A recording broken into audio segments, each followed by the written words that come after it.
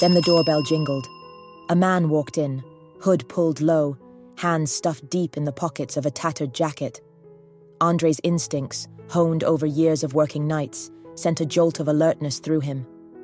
The man wasn't there to browse. He made a beeline for the counter, his movements calculated, deliberate. "Can I help you?" Andre asked, keeping his tone steady but his body taut, ready. The man didn't answer. Instead, his right hand disappeared into his pocket, and when it re-emerged, it gripped a small, worn revolver. "Open the register." The man growled, his voice low but sharp enough to cut through the hum of the store. Before we dive deeper into this gripping story, tell us where you're watching from today. And if you love stories of courage and resilience, don't forget to hit that subscribe button for more inspiring tales. Andre's breath hitched, but he raised his hands slowly, palms outward, a gesture of compliance. "All right, man. Stay calm," he said, his voice even, masking the pounding of his heart. The night was quiet, almost too quiet. The usual bustle of the laundromat next door had died down, and the bus stop across the street stood empty. It was just another Wednesday evening, and behind the counter stood Andre Johnson. At 34, Andre had seen his share of long nights and weary customers. But to him, this wasn't just a job, it was his lifeline, a promise to his wife Lauren and their 2 boys that he'd always provide. As Andre opened the register, the man's eyes darted around the store, scanning for witnesses, cameras, or anyone who might intervene. Andre's hands trembled as he scooped out the cash, laying it neatly on the counter. But when the man demanded access to the safe in the back, Andre hesitated. "I can't." Andre said, his voice calm but firm. "Only the manager has the code." The man's eyes narrowed, frustration flashing across his face. For a moment, Andre braced for the worst. But instead, the man snatched the cash, stuffed it into a backpack, and bolted out the door. Andre stood frozen, his mind racing as adrenaline coursed through him. The store was eerily quiet now, save for the faint sound of retreating footsteps and the distant roar of an engine.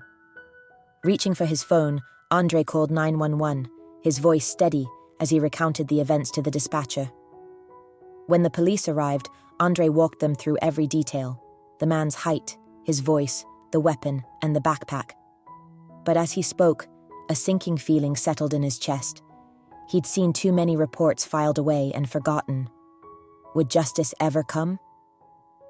The next morning, Andre replayed the events in his mind, over and over. His coffee sat untouched as Lauren, his wife, placed a comforting hand on his shoulder. "You okay?" she asked softly. Andre nodded, but the truth was, he wasn't fine. The robbery had shaken him to his core, leaving a lingering sense of vulnerability he couldn't shake.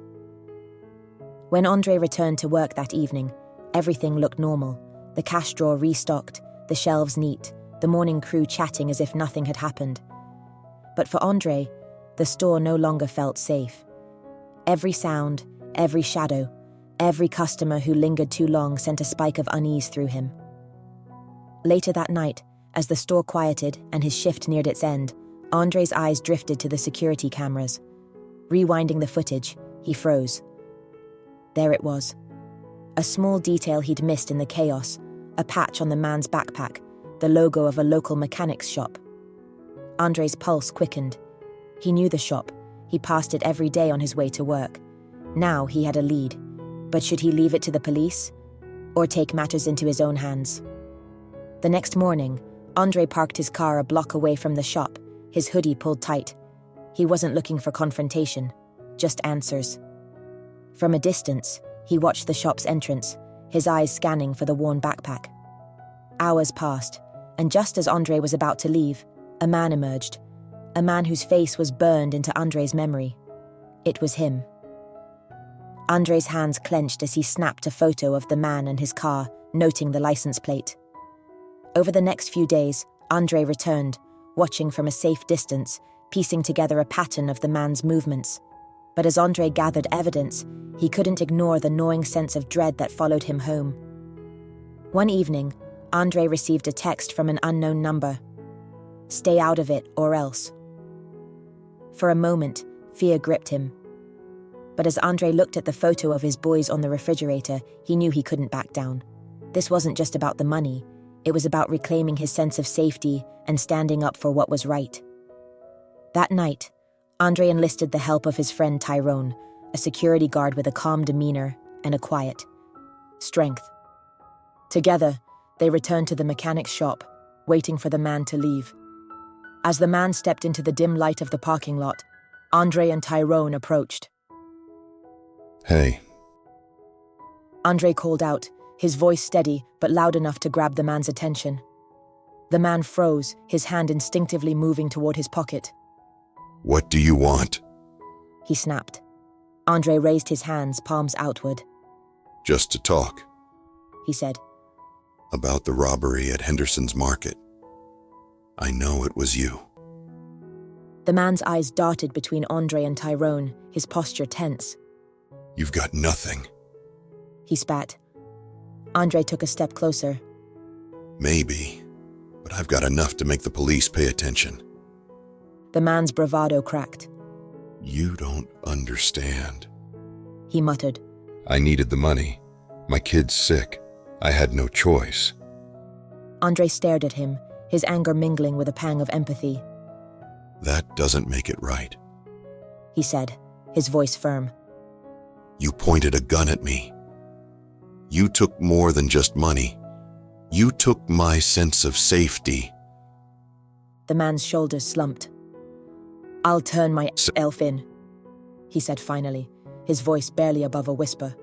I'll make it right. The next day, Andre's phone buzzed. The police confirmed that the man had come forward, confessing to the robbery. As Andre hung up, a wave of relief washed over him. Justice wasn't just about punishment. It was about reclaiming control, finding closure, and knowing he'd done the right thing. Weeks later, as Andre locked up the store after another long shift, he glanced at the security cameras. The fear was still there, but it no longer controlled him. Instead, it was a reminder of his strength, his courage, and his refusal to stay silent. What would you have done in Andre's position? Share your thoughts in the comments below. And if this story inspired you, don't forget to like and subscribe for more powerful tales of resilience and courage.